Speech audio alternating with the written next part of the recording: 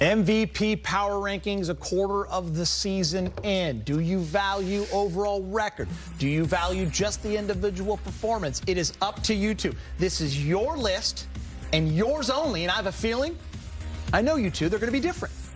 So I think you guys look at some different things. So hopefully, it's better that way. Hopefully there's something to debate a little bit. Number 5, BT. Who's your number 5? Top 5 we're going. Give me 5. Number 5 for me, Michael Bresnahan, is Jason Tatum from the Boston Celtics. Jason Tatum. Why 5? It's a little low. You know, he's 5th in the league in scoring. He's averaging almost like about 48% from the field, about 8.1 rebounds. His team has the best record in the NBA. He has a lot of help also. That's why I have him 5th, Michael. I mean, having Brown on the team, but I have him 5th because I just think that he's a quality player, one of the best in the league, and this is kind of the his defense could be first year to get into the conversation. I would say his defense could be better. Yeah, for me. Okay. So for me, he's number 5. All right, number 5 for you, Michael Francis Bresnahan. I'm going to go with Devin Booker. You got to give the Phoenix Suns credit. They have got the best record in the West. They're having a nice little bounce back from their early playoff exit. And, you know, he really is the best shooting guard in the NBA. I just think I was asked that a few months ago, and I said, no, I don't know what I was thinking. Maybe DeMar DeRozan, maybe I was thinking at the time, but you weren't thinking. But I'd like to amend that statement and indeed put Booker in there at 5. Good team, best player on a very good team. And I think BT's going to agree with you, and he's going to put him in the 4th spot. I'm just happy you both have him in the top 5. He's there. I feel like he's earned that. Yeah. I mean, he's been great this season. You know who's happy? Brian Bergen, our director. Well, huge Suns fan. Well, he's happy right now, but you know how he is. Poor guy. And he's doing all this without Chris Paul. Yeah. Chris Paul's That's why I think you elevate him, right? Absolutely. That's why he is not 5th. He's 4th in my book. Gotcha. Because he is carrying the team right now. That's a really big distinction between 4th and 5th. Well, in my book, it is. Yeah. If you're 5, you're 5. You're 4, you're 4. 4 means you're Final 4. I went to school. Semifinals. I went to a state school. 1 is more than 2. Yep. 2 is more than 3. 4 is more than 5. 4 is better than 5. You want to be in 4th instead of 5th. I got you. I'm following. Brez, who's your number 4? I think this might surprise people. Yeah, I got him a little bit lower than other people. Luka Doncic. And here's why. I like players on good teams that not just meet expectations, even exceed expectations. I want winners. Dallas Mavericks are not winning. They are 500. They are troubled. What about his numbers, Brez? That's what the people are going to come back to. Yeah, he averages close to a triple-double, right? If not, pretty good. Yeah, it's good. But win some games. Win some games, Dallas. And I mean, he did get to the Western Conference Finals a year ago. Yeah, that's true. We'll see. I'll keep him in 4th for now. 4th. Yeah.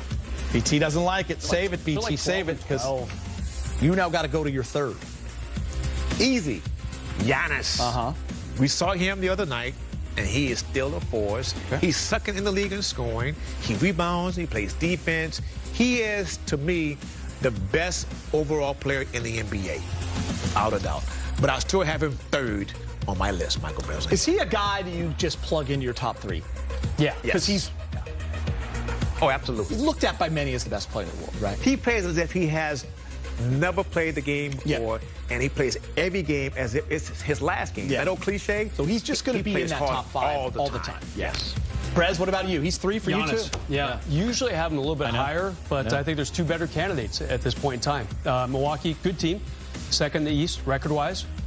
He played okay against AD the other night, but he wasn't the headline, was he? He was not the best player on the court that night. A little foreshadowing, perhaps. Yeah, I mean, it's interesting. You guys have some of the same spots and then different, but your guys are all kind of similar. So still a great skill set. Could still rebound if Milwaukee goes on a little bit of a run. Keep in mind, they have done a lot of their damage without Chris Middleton, who finally came back just a couple games ago against the Lakers, as a matter of fact. All right, this one's going to be a fun one. Number 2. Man. I am going with Anthony Davis. Yeah. AD. Yes, I am. Wow. All because day. he just started to come along and show how dominant he can be. 8th in scoring. He's tied for 1st in double-doubles, right? He's number 1 in rebounds and tied for 2nd in block shots. Yeah. He's had a great stretch. He needs to keep doing that. I'm not saying he's the average 55 every night. Okay, yeah, he does. Yeah. No. So what he's doing right now, I think, has propelled him into the number 2. He's in that conversation. Yes, he is. All right, Brez, you got the same thing. I do. I do. And all that stuff I was saying earlier about I want a team with a good record. He's just been so historically amazing. I feel like you make an exception for him at this point. They have won 8 out of 10, so he's got definitely some momentum on his side. I don't love their overall record of 10-12 if I'm voting for MVP. So if they're a couple games under 500 when the season ends, he's going to have a tough time winning this award. BT, you voted on it before. If they're 12-10 instead of 10-12. That puts you in about an 8. Would that help? Would that push you? And you say, okay, well, you just said Luka, like their team is about 500. Why do you have him below AD? Yeah. Dallas was supposed to be like a top 2 or 3 team in the West. The Lakers are supposed to be kind of a 7 or 8. This is where we get to debate. BT, you're number 1. Go. Oh, it's easy. It's Luka. As you said, the guy, he leads the league in scoring. Tell him why you have him at 1 and he has him at 4. He leads the league in if you like guys on losing teams, it's fine. I have AD second, and the Lakers have a losing record. Are the Mavs? What are the Mavs? Are they at 500 right now? Yeah. Name 4 of the players on the Mavs team without naming the coach, Michael Bell. Dorian Finney-Smith, Hardaway Jr. The guy has a hyphenated name. Yeah. How good can he be? You got Christian Wood.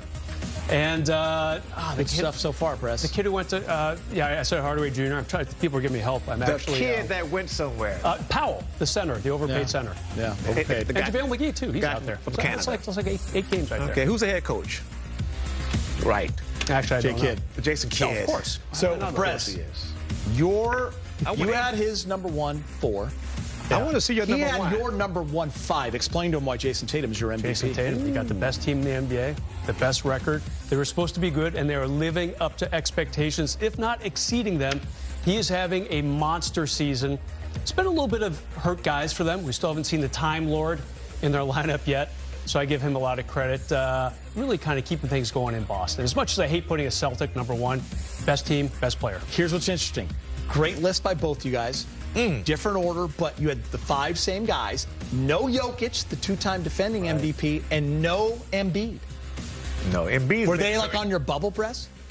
I don't even have Embiid. He's there. Okay. Yeah. What about Jokic? Jokic, it's easy to forget about. You sick of it? Kind of sick of it? Yeah, the team, they're okay. I mean, they're what, 3rd or 4th in the West? Yeah. His numbers are actually down a little bit, Jokic. Maybe even a lot. All right. In some areas. Good stuff, guys. Still to come, LeBron James is returning to the land on Tuesday. Ahead, LBJ on Cleveland's early season success and being back home.